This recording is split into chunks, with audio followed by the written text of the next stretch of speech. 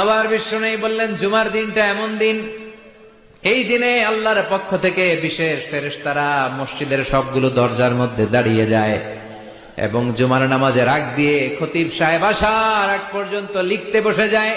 কে কে মসজিদে ঢুকে নামগুলো তারা কাউন্ট করে, এন্ট্রি করে।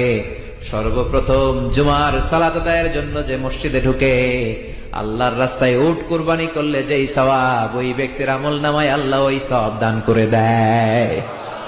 সর্বপ্রথম জুমার দিন যে মসজিদে ঢুকে ফালাহুল বুদনা, তার জন্য থাকে একটা উট কুরবানির সওয়াব। ওনার পরে যে ঢুকবে ফালাহু বাকারা, তার জন্য গরু কুরবানির সওয়াব। 3 নম্বরে যে ঢুকবে ফালাহুল কাবসা, তার জন্য ছাগল কুরবানির সওয়াব। 4 নম্বরে যে ঢুকবে তার জন্য ফালাহু আদ-দাজাজা, মুরগি কুরবানির সওয়াব। 5 নম্বরে যে ঢুকবে তার জন্য আল বাইদা, ডিম কুরবানির সওয়াব। সুবহানাল্লাহ পড়ে। এরপরে ইমাম সাহেব যখন খুতবা দেওয়ার জন্য চলে আসে